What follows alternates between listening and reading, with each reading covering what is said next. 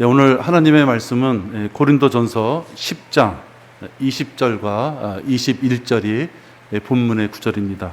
고린도전서 10장 20절과 21절입니다.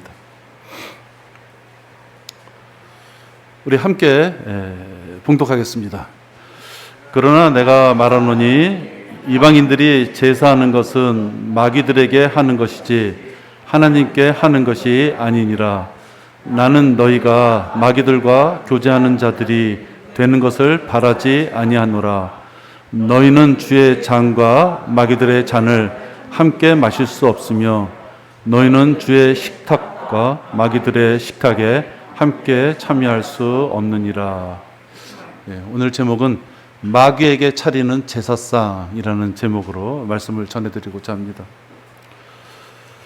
여러분, 이제 다음 주가 추석입니다. 그래서 제가 다음 주에 이 말씀을 전할까 하다가 오늘 전하기로 했습니다. 왜 그러냐? 여러분들 말씀을 들으시고 기도하는 가운데 추석을 맞이하시기를 바라는 마음에 오늘 말씀을 이렇게 전하기로 했습니다. 이 추석이라는 명절은 전화위복과도 같은 것입니다. 재앙, 화, 나쁜 일이 어떻게 보면 좋은, 복, 우리가 기뻐하시는 일로 바뀔 수 있는 기회가 됩니다. 우리가 위기라는 말은 또 기회라는 말이다, 이런 말들을 우리가 자주 합니다. 분명 지금은 나쁘고 어떻게 보면 싫은 것이지만 그것이 나에게 득이 되고 복이 될 수 있는 것이다. 바로 다음 주면 추석이 그런 거거든요. 마귀한테 굴복을 당하느냐, 마귀한테 승리하고자 하나님 앞에 기도하면서 달려갈 수 있는 나의 신앙 고백이 될 수 있는 기회냐 하는 것은 우리들한테 달려있다 하는 것입니다. 아마 배를 타고 멀리 대항으로 나가는 선장이나 선원들은 평탄한 잔잔한 바람이 부는 그러한 날씨를 기다릴 것입니다. 그러나 실질적으로 항해를 하다 보면 그렇지 않다고 합니다. 수많은 악조건이 생기는 것이죠. 수많은 악조건이 생길 때 진짜 훌륭한 선장과 훌륭한 선원의 기지나 능력이 나타나는 것입니다. 우리가 1년 365일 평범한 세월을 지나다 보면 하나님 앞에 우리의 믿음을 고백할 기회가 없는 것이죠. 그러나 이렇게 추석 같은 명절을 통해서 내 자신이 지금 하나님 앞에 어떻게 서 있는지를 보여드릴 수 있는 계기가 되는 것입니다. 쓰러져 넘어져 처참한 모습을 보여주느냐, 승리하고 이겨서 하나님 앞에 영광스럽게 다가설 수 있느냐 하는 것이 바로 지금 같은 이런 추석이라는 하나의 돌뿌리가 우리한테 있습니다.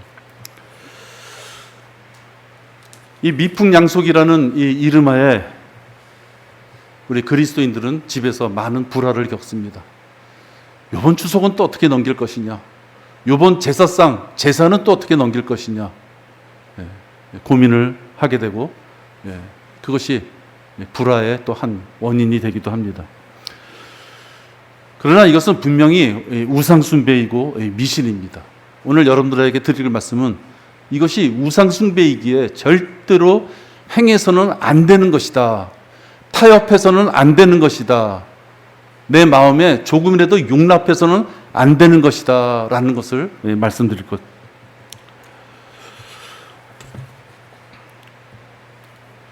이 추석이라는 것은 한 민족에게 해당하는 명절입니다. 우리나라에게 해당하는 명절입니다. 그렇기 때문에 이 교회는 이방인하고 유대인 다 섞여서 하나님의 자녀가 있는 것이 이 지역교회 우리들입니다. 그리스도의 몸을 형성하는 우리는 한국 사람만 그리스도의 몸을 형성할 수 있는 것이 아니죠.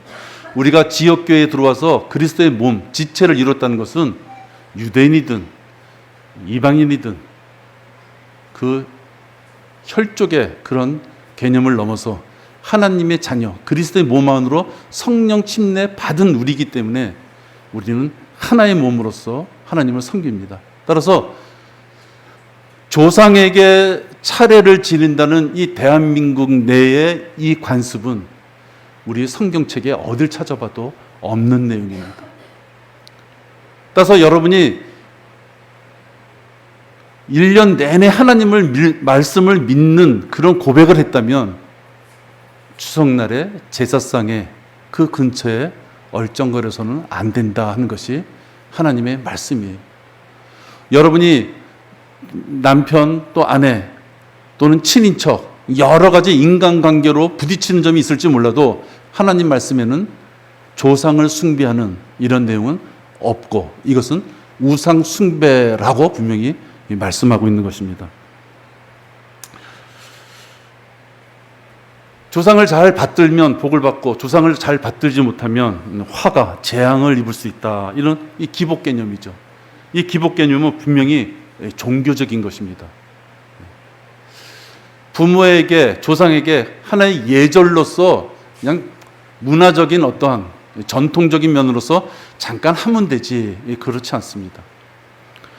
누군가가 죽은 자를 위하여 죽은 자가 좋아하던 음식을 차려놓고 향을 피우고 그 앞에 절을 합니다. 이것은 종교적이지 않다라고 얘기할 수 있는 것이 아닙니다. 사람의 생사화복은 죽은 조상이 와서 음식 잘 먹고 그 조상이 복을 주기에 우리가 복을 받는 그렇지 않습니다. 사람의 생사화복을 주관하시는 분은 우주를 창조하신 하나님이십니다. 혹시 조상이 과거에 좀 잘 살았어.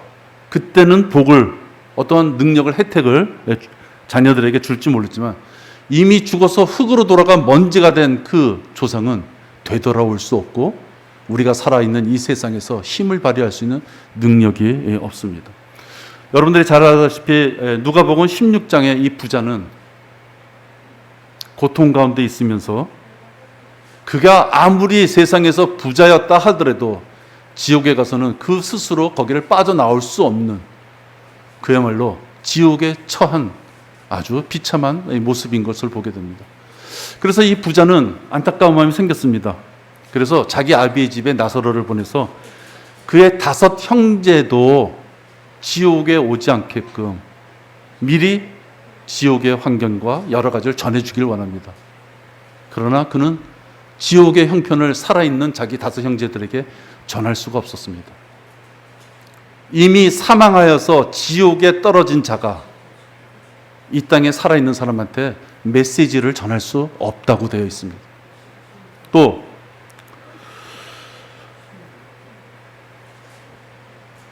누군가가 대신 전할 수 없기에 그 부자는 자기가 전하고도 싶었지만 그 자신 자체도 지옥에서 나올 수 없는 그러한 상황이었기에 지옥에 있는 자가 살아있는 자에게 무엇인가를 전달하고 무엇인가를 도와주기 위하여 나올 수 없다고 누가복음 16장의 부자의 예를 통해서 우리가 볼 수 있습니다. 그 성경적인 근거는 이렇습니다. 사람의 영과 혼과 몸으로 되어 있고 죽는 순간 몸이 흙으로 돌아간다 말씀합니다. 또 그 영은 그 영을 주신 하나님께 돌아간다라고 말씀합니다. 또 자기 자신을 나타내는 그 혼은 자기의 영원한 집, 둘 중에 하나 지옥 아니면 낙원으로 간다 말씀합니다. 그러니까 사람의 이 신체는 몸과 혼과 영으로 되어 있는데 생물학적인 생명이 딱 끝나는 순간 이 3가지가 각기 제갈 길로 간다고 되어 있는 것입니다. 그렇기 때문에 혼이 가서 거한 곳이 낙원이든 지옥이든 그자가 그곳에 갔다면 그것이 자기의 영원한 집이 되기에 다시 되돌아올 수 없는 것입니다. 그렇기 때문에 오지도 못할 자를 초혼이라 그러죠. 오지도 못할 자를 계속 불러대면서 가문의 혈통 그런 것들을 운운하면서 제사상을 차립니다. 또 마귀와도 같이 그 제사상의 음식을 먹으면서 조상들이 와서 우리들에게 복을 잘 주실 거라고 그렇게 덕담들을 나눕니다. 이것은 우리가 하나님의 말씀에 비춰보선 터무니없는 이 얘기인 것입니다. 예수님께서 십자가에 못 박혀 죽으실 때 옆에 있는 강도에게 이렇게 얘기했습니다. 오늘 내가 나와 함께 낙원에 있으리라. 네가 오늘 죽으면 나와 같이 낙원에 갈 것이다. 죽는 순간 세상 사람들이 얘기하는 것처럼 구천을 떠돈다, 그런 개념이 아니라 죽는 순간 너는 나와 함께 낙원, 그 일정한 자기의 영원한 집이라고 하는 그 장소로 갈 것이다 라고 얘기하십니다.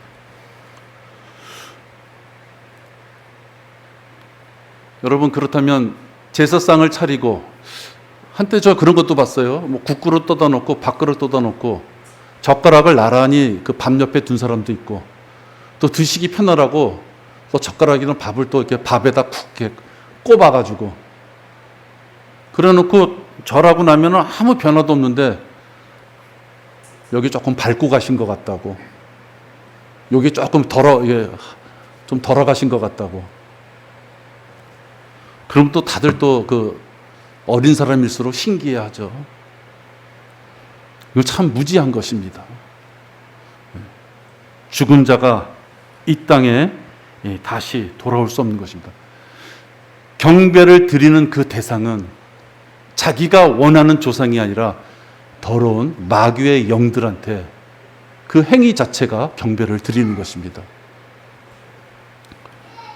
또 어떤 이들은 조상에게 제사하는 것이 무슨 우상 숭배냐, 단지 전통이고 그냥 조상에 대한 하여튼 마음의 표현, 효도다, 이렇게 하면서 제사에 참여하지 않는 자들을 후레자식, 뭐 이런 표현 많이 해요. 후레자식, 오지도 않는다. 그러나 성경에서는 오늘 여러분들 본문이 읽은 것처럼 그것은 우상 숭배고 미신이라고 분명히 말씀하고 있는 거죠. 이 고린도전서 10장 20절과 21절은 여러분, 명절 때 됐을 때, 여러분들이 친인척을 만났을 때 혹시 그들 중에 이러한 대화를 나눌 수 어떤 계기가 있다 하면은 꼭 이 구절을 많이 참고하셔야만 됩니다. 이방인들이 제사하는 것은 마귀들에게 하는 것이다. 그러면서 그것은 마귀들과 교제하는 것이다. 여러분, 이방인들이 하는 제사는 음식을 차려놓고 향을 피우고 그 앞에 절을 하고 그 음식을 같이 나눠 먹는 그런 제사는 마귀들과 교제하는 것이다. 그냥 좀 하면 어때? 그게 아니고 마귀들과 교제하는 것이다. 이것은 더 이상 다른 어떤 설명도 사실 필요치가 않습니다. 제사는 죽은 조상을 섬기며 복을 바라는 것이고, 또 다시 말하면 조상 귀신의 존재를 인정하는 것입니다. 여러분, 우리 성경에는 귀신이라는 말이 없습니다. 왜? 죽어서는 그 영은 영대로, 하나님께로, 혼은 그가가 구원받은 자냐 아닌 자에 따라서 영원한 집인 지옥을 갈 것이냐 낙원을 갈 것이냐, 둘 중에 하나 가버립니다. 몸은 흙으로 왔기에 흙으로 돌아갑니다. 그래서 죽는 순간 어떤 귀신이라는 존재가 있어서 갈 곳을 몰라 떠돌아다니다가 그 밥상에 다시 찾아올 일이 없는 것입니다. 그것은 죽은 귀신, 영적으로도 성경에서 표현되지 않은 어떤 영적 존재를 자기가 인정하는 것이에요. 그러니까 제사상에서 우리 조상, 부모님이든 할아버지든 뭐 증조부든 누군가가 와서 지금 이 음식을 들고 가실 거라 생각하면서 하는 사람들은 하나님의 대적하는 그런 마귀의 존재들을 믿는 것이죠. 죽은 자들과 영적 교류는 성경에서는 죽음이라는 형벌로 단죄하고 있습니다. 죽은 자들과 교류하려고 했던 사람들의 습성이 많이 있었던 것 같습니다. 그래서 죽은 자들과 교류하고자 하는 그런 상황들은 성경에서 엄하게 다스린다라고 말씀하고 있는 것입니다. 예를 들어 보면 사울 왕입니다. 사울 왕은 필리스타인들의 군대가 포위하자 무서워서 벌벌 떱니다. 자기가 그런 상황에 생기자 부리는 영을 지닌 그에게 찾아가서 이미 죽은 사무엘을 살려달라고 요구합니다. 그래서 자기가 처해 있는 그 어려운 환경에 하나님 앞에 그 상황을 놓고 고민하고 의뢰하는 것이 아니라 죽은 자를 다시 살려내서 자기가 평소에 의지했던 사무엘에게 많은 것을 얻으려고 합니다. 사무엘은 죽은 자입니다. 그래서 사무엘과 교통한다는 것은 아까 말씀드린 대로 죽은 자들의 교통과 일맥상통하는 것이죠. 그래서 하나님께서는 그런 것들을 원하시지 않고 분명히 그것은 죄로 여기시며 단죄하십니다. 그렇게 일을 행했던 사무엘에게 남은 것은 처참한 죽음이었습니다. 사울 왕이 그런 일을 행했기에 사울에게 그렇게 하나님은 끝을 내보이셨던 것입니다. 그리하여 사울이 죽으니라. 이는 사울이 죽은 이유를 얘기합니다. 이는 그가 주께 범한 죄 때문이었으니 그가 주의 말씀을 거역하여 지키지 아니하고 또 불의를 영을 지닌 자에게 조언을 구하여 그것을 묻고. 사무엘이 죽었는데 죄를 졌는데 불의는 영 그에게 조언을 구하고자 사무엘을 살려내라 라고 얘기했던 것 때문에 사울은 죽음을 당합니다. 우리 여러분, 우리는 정신을 차려야만 됩니다. 매년 맞이하는 추석이기에 상황에 따라서 또 혹시 이런 경우도 있어요. 내가 주님의 말씀을 그리스도의 은혜의 복음을 전해야만 되는데 너무 완고해. 그러니까 제사에 일부 참여를 해주면서 그들의 높았던 마음을 좀 누그러뜨리면서 말씀을 전해야지 타협을 할 수 있습니다. 저도 초창기에 좀 그랬던 것 같습니다. 솔직히 얘기하면.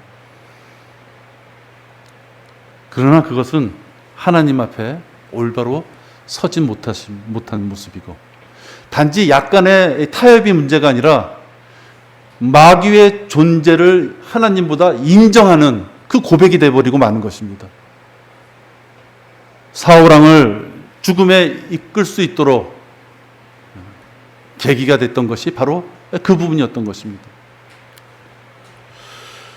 출애굽기 22장 20절에 보면 하나님께서 하나님을 섬기는 것 이외에 다른 신을 섬겼을 때 하나님이 어떠한 분이신가라는 것을 보여줍니다.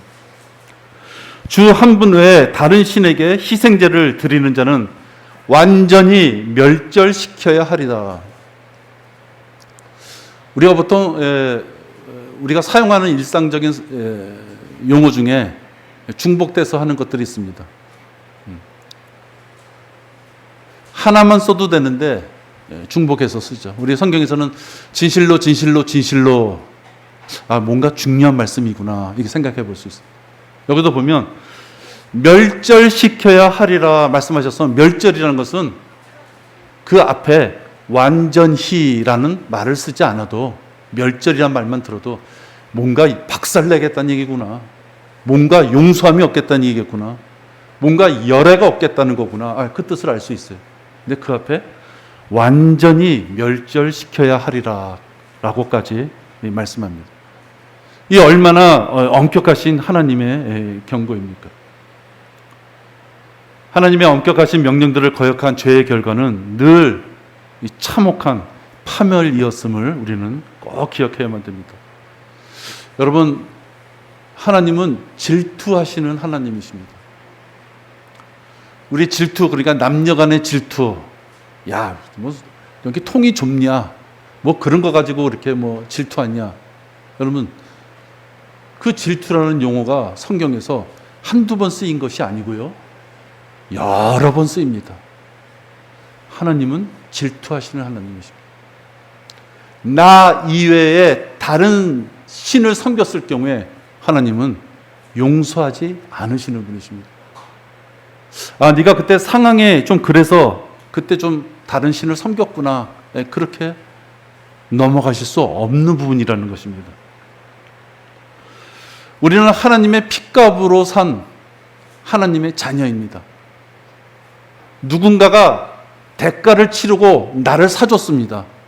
그럼 여러분, 우리 모두는 그 자의 종입니다. 근데 바로 그분이 하나님이십니다. 마귀의 손아귀서부터 핏값을 치르시고 우리를 사셨습니다. 우리의 주인은 하나님이시고 우리는 주인의 소유물입니다. 그런데 혹 우리들이 주변의 사람들을 더 두려워해서, 주변의 어떤 환경을 더 두려워해서 세상 풍습과 일정 부분 짝을 이루면서 조상이라는 다른 신을 섬기려 한다는 것은, 그것이 바로 성경에서 말씀하시는 영적 음행인 것입니다. 어쩌다 만나는 친인척과 진짜 1년에 한두 번밖에 못 만나는데 그들하고 잠깐만 싸울 필요 있겠어? 조금 해주자. 그러면서 그들과 더 친해지고, 더 친해졌을 때 하나님 말씀도 전해야 되겠다. 그것은 음행이에요. 우리가 생각하는 더럽고 추한 음행인 것입니다. 그리스도인이라고 하면서 제사상 앞에서 어정쩡한 자세를 취하는 그 연약한 그리스도인들은 진정 하나님께서 어떤 것이 참 경배인지를 말씀해 주고 있는 이 구절을 꼭 기억하셔야만 됩니다. 우리 주보에 있는 구절입니다. 요한복음 4장 23절입니다. 그러나 참된 경배자들이 아버지께 영과 진리로 경배 드릴 때가 오나니 바로 지금이라. 이는 아버지께서 자기에게 경배 드리는 그런 자들을 찾으심이라. 참된 경배자들. 경배는 경배인데 참된 경배자들은 누굴 대상으로 하느냐? 아버지께. 하나님 아버지께 경배 드리는 자들이 참된 자들이다 말씀을. 영과 진리로. 조상들에게 드리는 이 경배, 이것은 참된 경배가 아닌 것입니다. 하나님께서는 분명히 아버지 하나님께, 오직 아버지 하나님께 드리는 경배가 참된 것이고, 그것은 영과 진리로 드려야 된다라고 말씀합니다. 우리가 많은 시간을 들여서 또 돈도 들이죠. 제사상을 차리는 이유 중에 하나는 그 제사가 진행되는 그 자리에 없으면은 그를 불효자, 못돼 먹은 놈, 조상도 몰라보는 놈, 이렇게 혈연관계로 맺어진 어떤 관계에서 욕을 하는 것입니다. 우리 그리스도인들이 남한테 욕 듣는 걸 진짜 싫어하죠. 그러나 친인척들에게 하나님 말씀을 전해야 된다는 어떤 부담감을 가진 입장에서 그들이 나를 불효자, 못돼 먹은 놈 이렇게 표현하는 것처럼 괴로운 일이 없습니다. 그러나 그것은 잘못된 것입니다. 여러분들이 진짜 진심으로 하나님 앞에 경배를 드리며 이 모든 과정들은 하나님이 합당하시는 그 과정 내에서만 이루어져야만 되는 것입니다. 우리가 부모에게 효도를 하기 위해서 할 수 있는 기회는 부모님이 살아 계실 때입니다.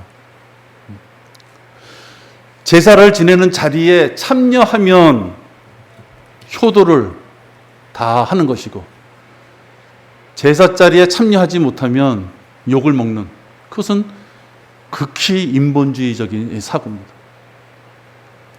나는 하는데 왜 너는 못하느냐라고 질책하는 것이죠. 그러나 진심으로 효도를 다하기 위해서는, 부모님을 공경하기 위해서는 부모님이 살아계실 때 하셔야 되는 것입니다.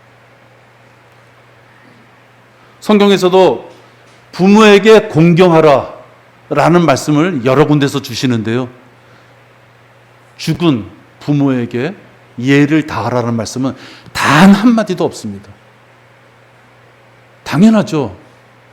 부모의 존재는 나고 나면 지옥으로 이미 가 있는 거기 때문에 그가 우리를, 살아있는 우리한테 와서 도움을 주고 말고 할 일이 없다는 것입니다.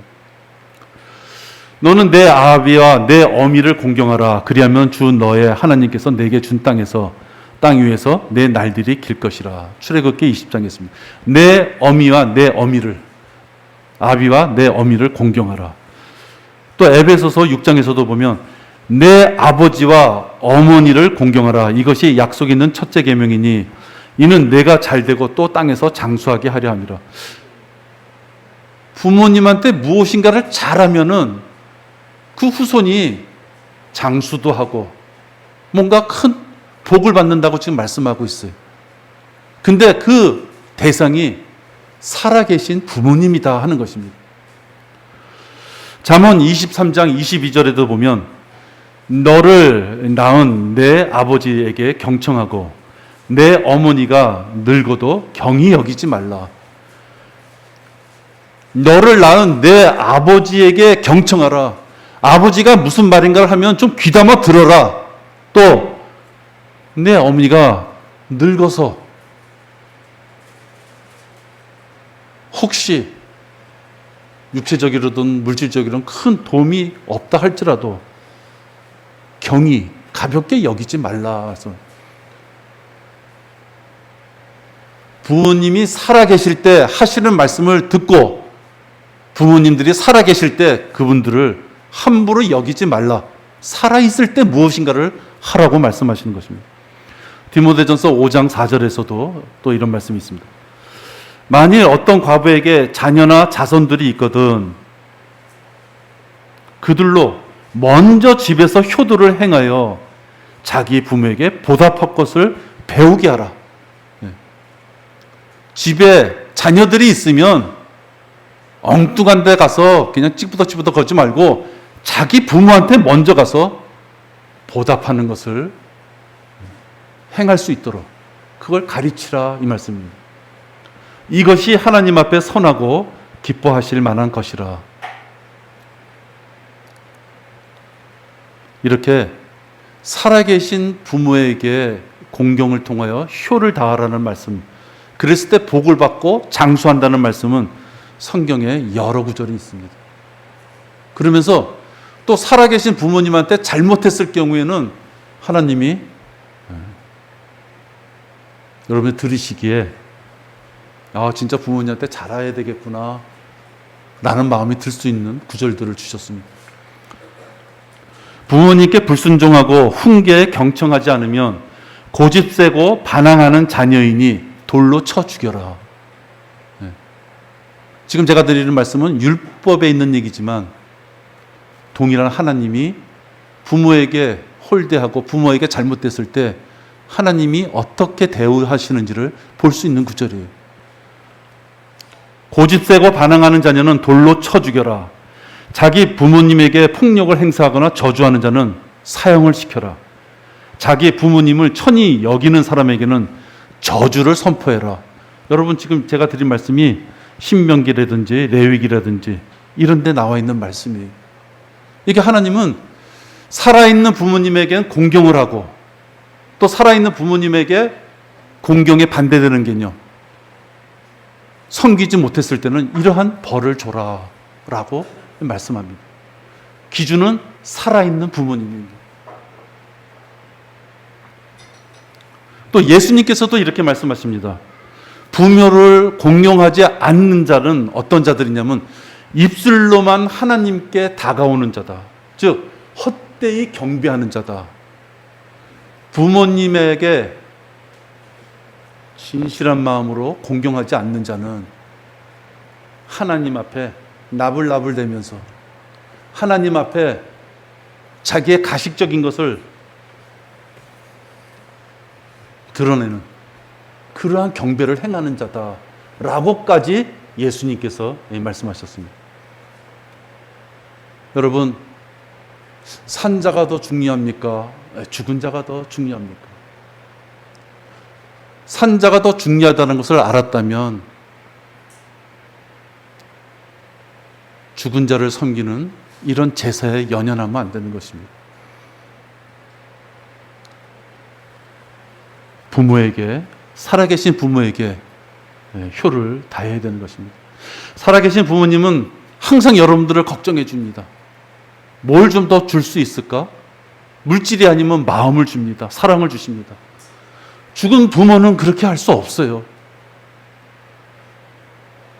1년에 한두 번 밥상 차려놨다고 그 죽은 부모가 살아있는 후손들을 돌봐줄 수 없는 것입니다.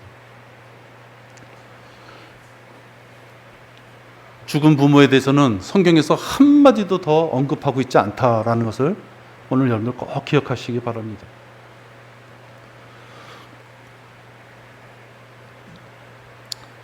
우리가 진정으로 제사를 통해서 이미 죽어 없어져 버린 부모에게 효를 다한다는 것이 아니라, 진정으로 여러분이 살아계신 부모님 앞에 효를 다한다는 것은, 믿지 않는 부모님이라면 그리스도의 은혜의 복음을 전해서 그가 영생을 얻을 수 있게 하고, 그 영생을 얻은 부모님하고 이후에 우리가 다시 재회할 것을 같은 소망을 갖는 것, 그것이 진정으로 우리들의 부모를 공경하는 것입니다. 살아계실 때 복음으로 값진 효를 다해야지. 아니, 이미 죽어서 다 흙으로 돌아가신 분인데 자기네들끼리 술 먹고 음식 먹고 노래방 가고 좋은데 여행 가고, 그것이 무슨 효도입니까? 자기 부모는 영원히 꺼지지 않는 지옥 유황불에 가서 뜨겁다고 아우성 치고 있는데 자식들은 다 모아서 추석 때 연휴에 놀러 가고 좋은 음식 먹고, 그것이 도대체 무슨 효도입니까? 영정사진 앞에서 효자인 척 울먹이지 말고 그 부모님이 살아계실 때 공경을 다 해야만 됩니다. 우리 성경대로 믿는 사람들이 상을 차리는 것은 오직 성경에서는 주의 만찬일 뿐입니다. 주의 만찬 고린도전서 11장에 보면 나를 기억하라, 나를 기억하라, 이렇게 11장 24절과 25절에 보면 말씀하십니다. 우리가 기억해야 할 것은 죽은 조상이 아니라 주님의 죽으심입니다. 우리는 만찬을 통해 부활하신 주님이 다시 오실 때까지 그분의 죽으심을 기념해야 됩니다. 여러분, 천주교에 보면 제사 지내는 그 모습을 그대로 다 합니다. 제가 우리 집이 작은 집보다는 조금 넉넉하지 못했습니다. 그래서 작은 집에서 돈이 있어서 작은 집 어른들, 우리 부모님들 다 묘자리를 볼 수 있는 그런 산소를 갖다가 준비했어요. 돈이 있으니까 그렇게 했습니다. 근데 그것이 천주교 공동묘지였어요. 사실 공동묘지라는 데를 전혀 가보지도 못했다가 부모님이 돌아가시니까 갔어요. 갔는데 그 묘자리나 다 이런 것들을 작은 집에서 했기 때문에 참 돈이 뭔지 우선권이 있는 것 같아요. 그러니까 모든 거를 다 제사를 지내는데요, 우리는 아이들 데리고 갔는데 진짜 미칠 것 같았어요. 근데 일반적으로 술 돌리는 거, 음복이라 그러죠. 음식 먹는 거, 뭐 아버지가 오셨다느니 뭐 어쩌다느니 진짜 똑같아요. 천주교가 자기애들의 교세를 넓히기 위하여 현지화한 것입니다. 여러분, 이 제사라는 것은 삼국시대나 고려시대에는 없었던 것입니다. 유교가 들어온 조선시대에서부터 활발하게 이루어진 것이 이 제사제도예요. 그러면 조선시대 이전에 제사지되지 않은 그 많은 사람들은 다 불효자입니까? 이 제사라는 것은 조선시대 때 유교를 통하여 들어온 관습인 것이에요. 악습인 것이에요. 그러나 그 유교적인 사상이 너무나도 꽉 잡혀있는 시점에 복음이 들어오면서 사실은 천주교가 타협한 것입니다. 그래서 천주교 가면은 모든 걸 다 하죠. 똑같이 다 합니다. 그러면서 자기네들은 큰 집이고 우린 작은 집인데 그냥 따라 해도 돼, 이런 표현들을 하죠. 그것은 참으로 하나님 앞에 변명할 수 없는 음행을 저질러지는 악한 무리들인 것입니다. 하나님의 바른 말씀이 없는 이 배교한 교회들, 천주교처럼 배교한 교회들은 교회 외적 팽창을 위해서 이교도들이 지내는 제사의 문화를 그대로 흡수한 것이에요. 그게 누룩인 것이죠. 그랬더니 조상들에게 제사를 지내는 사람들과 아무 불안감이 없기 때문에 그들이 팽창할 수 있었던 것입니다. 오늘 설교에 처음에 말씀드렸지만 진정한 그리스도인들이라면 제사 지낼 때마다 믿지 않는 자들하고 다툼이 있을 수밖에 없어요. 그 다툼이 있는 것이 정상적인 것입니다. 그것이 올바른 것입니다.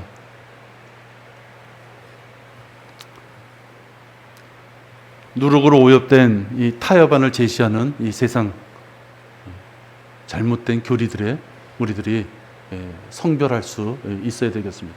한마디로 아닌 것은 아닌 것입니다. 여러분, 그리스도인들에게 이 명절은 구령의 기회가 됩니다. 사실 여러분들이 사랑하는 가까운 친척에게 말씀을 전하고 싶어도 사실 기회가 잘 없습니다.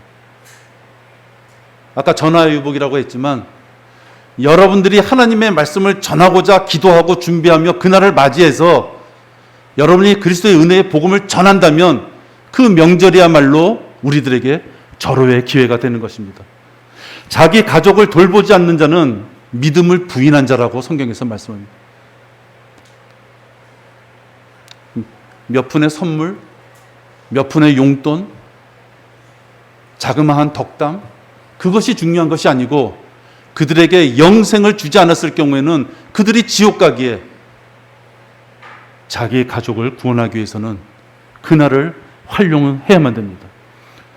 특히 나이가 많은 혹시 그러한 어르신들이 계시다면 얼마 남지 않는 기간 내에 지옥에 떨어질 수밖에 없기에 그에게 복음을 전해야 됩니다.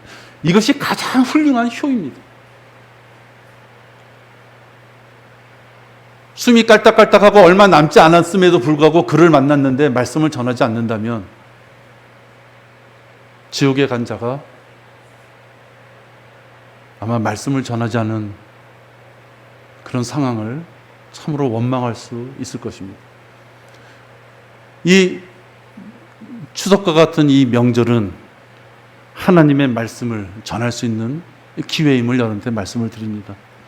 비록 마귀가 만들어 놓은 이 세상의 명절이고 마귀를 경배하게끔 모든 것을 조성해 놓고 제사라는 것을 드리게끔 모든 것을 그렇게 몰아가는 그날이지만 반대로 여러분이 기도하시는 가운데 말씀을 전하고서 죽어가는 나의 할아버지, 죽어가는 나의 집안의 어른들을 구원하고자 해서 그날 말씀을 전한다면 그것은 하나님의 말씀으로 여러분들이 승리하는 날이 될 것입니다.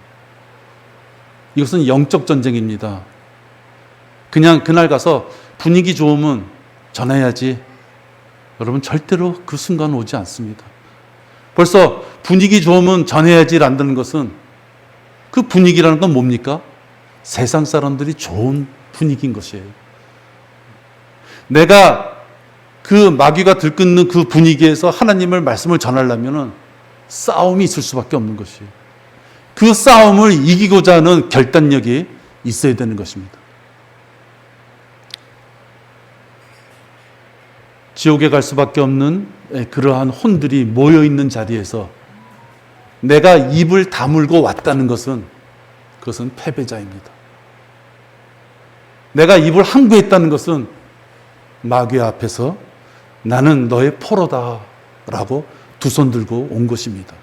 여러분들 2주 남았습니다. 기도 없이는 안 됩니다.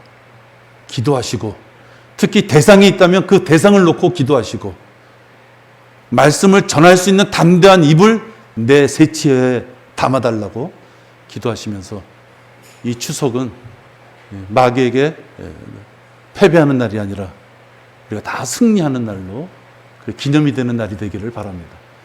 우리 기도하겠습니다. 아버지 하나님, 저희들을 인도하시고 지금까지 이렇게 살게 하셨습니다. 그것은 우리의 입에 그리스도의 은혜의 복음을 담게 하셔서 이와 같이 믿지 않는 자들이 모인 자리에 가서 복음을 전할 수 있는 그러한 군사로 저희들을 사용하고자 허용하신 것을 저희들은 알고 있습니다. 아버지 하나님, 2주가 남았습니다. 기도하는 가운데 참으로 우리의 입술에서 담대한 하나님의 말씀이 날카로운 칼처럼 그들에게 전해질 수 있도록 인도하여 주시옵소서. 우리들의 입술을 통하여 하나님이 기뻐하시는 그 구령의 역사가 일어날 수 있도록 주님 돌보아 주시옵소서. 이 모든 말씀을 우리 주 예수 그리스도의 이름으로 기도했습니다. 아멘.